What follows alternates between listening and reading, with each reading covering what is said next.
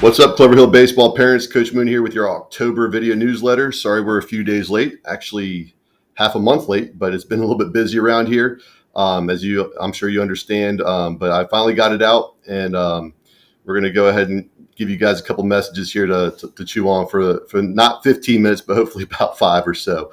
But just want to first off start off by thanking you guys for your interaction with the Clover Hill Athletic Booster Club. You know, we've stepped up several times this football season in concessions and really made it happen. Very proud of you guys. Very proud of our boys, and excited that the baseball program once again is a factor in making sure things get done around here for our athletes, not just for the baseball team, but for the entire athletic department. Thank you so much for your engagement there. Engagement in the Booster Club with membership and active engagement with coming to meetings. Just phenomenal to see a bunch of baseball faces there. It's what we do. We hold the line. We hold the standard of what it takes to be not only an athlete at Clover Hill, but also a parent at Clover Hill to support our athletes. So thank you guys so much for that. And I hope to see a lot more of that continue in the future. We do have a craft fair coming up. I'll put a link to the sign up. That's the biggest fundraiser that we have all year long. I'll put a link in the sign up for the sign up down in the email that I send you guys this video link to. Please take a look at that. But this is a big one. Need all type of helpers for this event. We make a lot of money off this thing, so please look out for that. Just want to kind of give you guys a heads up of what we've been doing with baseball. Obviously, most of y'all know we've been going 3 days a week, which is a lot in the off season. But the boys have been awesome. They've picked up on a lot of things, and they have been very engaged. We're challenging them from the 8th grade group all the way to the senior group, trying to keep them going. So the things that we do now, we don't have to worry about in February. And the guys have been a lot of great attendance. We're doing some really cool things in the classroom. When it rains outside, we're watching baseball. We're talking through games. We're doing mental performance in the classroom. And we got this squads points thing. I'm sure you guys have heard about it. Your kids are probably blowing you up about trying to get you to work so you can get some extra points and go to meetings so you can get extra points, but it's working. These boys will do anything for these points. So they're competitive. It's keeping us competitive every day. They're tracking them, but they're also getting points for, not just community service, but also school spirit, going to games, going to other team events. We're doing a grade check every week, so we're checking that we're on their grades every week to make sure that nobody's falling behind. They're getting points for good grades and losing points for bad grades. And if they have bad grades, they have to come see me, and we have to talk about their low grades and what their plan is to improve those. So this points thing is actually pretty cool. It's actually working pretty great. We're also getting our workout binders. You should be seeing those once a week.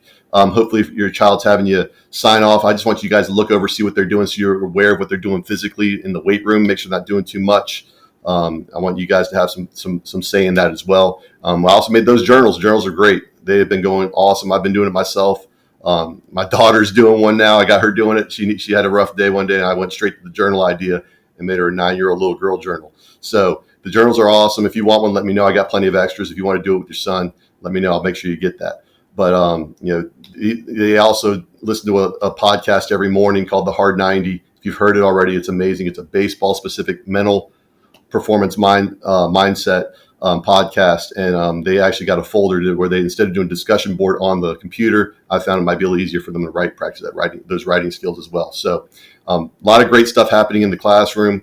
And then we go outside and we work. So I've seen some huge improvements with the guys. We started simple with our warm-up, our throwing progression, which is very advanced, and these young guys are getting it. They're learning it. We're working through our everyday routines defensively, changing those up, modifying those a little bit, and they're getting it very, very quickly. So very excited for what we've been doing out there. The young guys are catching on quick, and the older guys have been great as far as being mentors to these young guys.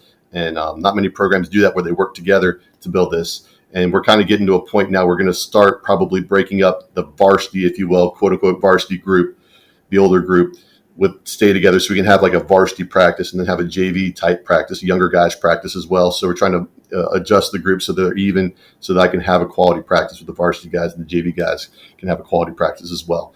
So, we've been taking batting practice once a week, trying to really focus and fine tune those skills with an approach, with small mechanical adjustments that we're trying to do as a program rather than make a cookie cutter. We're just trying to make sure that these guys have the right idea of what we need to see in a game swing rather than a controlled environment in a batting cage swing.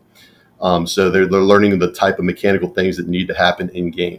So if you haven't seen them practicing on a tee, that's one of the things they're required to do in their binders. Supposed to be hitting 3 times a week on their own, on top of the time that they spend with us. So it's been great. We're rolling right along. We're doing well. What's next? We're going to have a Halloween game on Thursday, the 30th, where I have the guys all dress up in their costumes, and we're going to just play a little scrimmage baseball and have some fun, run around silly, have a good time, and play some baseball at the same time. I do want to have a varsity group scrimmage, quote unquote scrimmage. It's more of a joint workout with another school, probably Thomas Dale, where we'll get together probably after Halloween in the following week, probably a Saturday, where we get together with Thomas Dale, do a joint workout, and have some type of quote unquote scrimmage where we're putting our skills on the field against another team. We're waiting for all the fall travel ball, fall showcase ball to be over with so we can make that happen. So we'll see what the weather allows us to do, but that's the plan moving forward. Once again, thank you for all your involvement. Your boys have been absolutely amazing. Very proud of them.